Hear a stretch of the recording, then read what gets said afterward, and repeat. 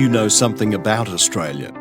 It is a place unlike any other. 4,000 kilometres from east to west and 3,000 from north to south. Some parts can be very cold in winter and others are hot all year round.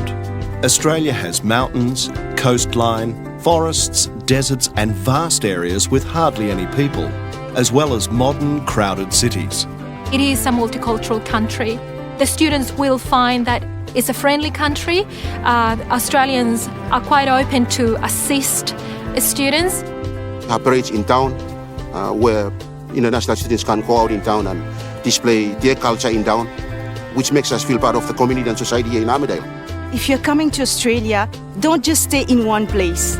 Travel around, look at the country, look at the beautiful sceneries, meet the lovely people. People are very nice here and they are very helpful.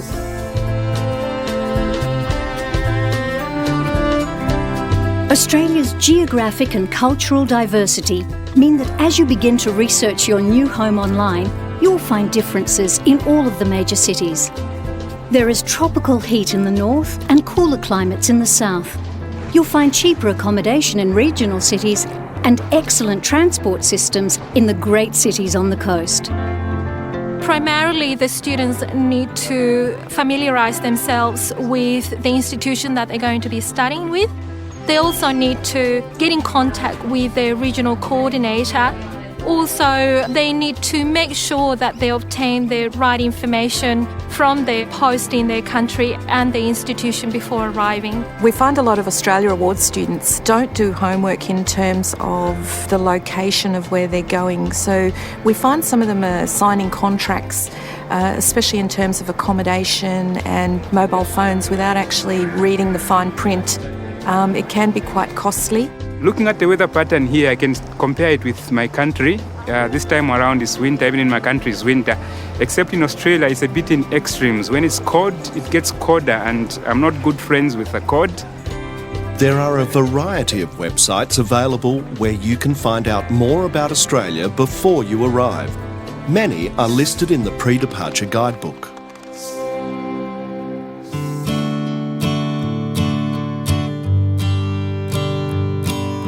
Adjusting to your new home and a busy study schedule will be challenging at first. It will take time to organise yourself.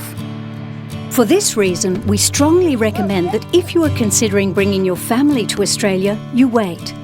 Take the first semester to get organised and adjust to your studies. You'll need this time to arrange suitable accommodation and find places in school and childcare. I had them over after my first semester here. And I think that's a good way of doing it, having your family coming over after you have some experience on the ground. I wanted to come here to make sure that I found the right accommodation. I wanted to come here to make sure the health insurance for myself and my family, were in place.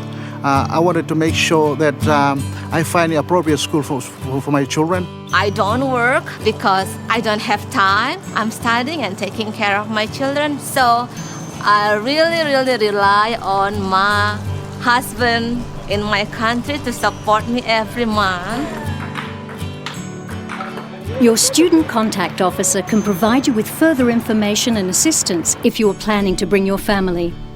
The Australia Awards representative in your country will arrange and pay for your airline ticket. If you have a disability, you should advise the representative as soon as possible to ensure that the necessary provisions are made. It's your responsibility to make sure you have a valid passport and visa while studying in Australia. We strongly encourage you not to come any earlier than 1 week before the start of your compulsory introductory academic program. Aim to arrive with enough time to recover from the effects of jet lag before that program begins. Before you leave home, check that you have all of the documents that you will need. Your passport with valid visa is the most important thing, of course. You also need to bring your letter of offer from DFAT. If you have a driver's licence, bring it. And if you have a medical history and any current prescriptions for medicine, bring those too. And of course, bring your travel tickets and itinerary. It is a good idea to have photocopies of all important documents and to keep these separate from the originals. photocopies of your visa, photocopies of your passports, photocopies of even your grades, letters from your landlords in your country or family saying that you are a reliable person. All those type of documents would really help. Remember that your travel is subject to weight restrictions on the aircraft, typically 20 kilograms. If you bring more, you'll be subject to excess freight charges, and these are very high. I was very careful, like when I was packing my stuff. I was allowed to bring only 20 kilos according to my flight schedule. Travel light, but be sure to consider the season where you are arriving. Remember, you can buy most of the clothing and household items you'll need after you arrive. Just bring with you your document and some of the stuff that for like clothing or something like that. But I think everything is available here in Australia. When you pack, be aware that Australia has extremely strict quarantine regulations. It is most important that you do not attempt to bring any sort of plant material, animal product or food into Australia. If you do, you must declare it at the airport. The quarantine officers will advise you whether you are allowed to take the items into the country. If you are caught with food or seeds or any other prohibited import in your luggage, you will pay large fines. Many of our friends try to bring spices and things that they love at home and that they feel that they will not get here, and they just get into trouble. I declared everything, every single step. So I didn't find any problem in quarantine or airport or with customs people, nothing. It was quite a bit good experience for me. I wouldn't suggest anything for them to bring from home, because I think we get everything. There are Asian food, there anything that they want.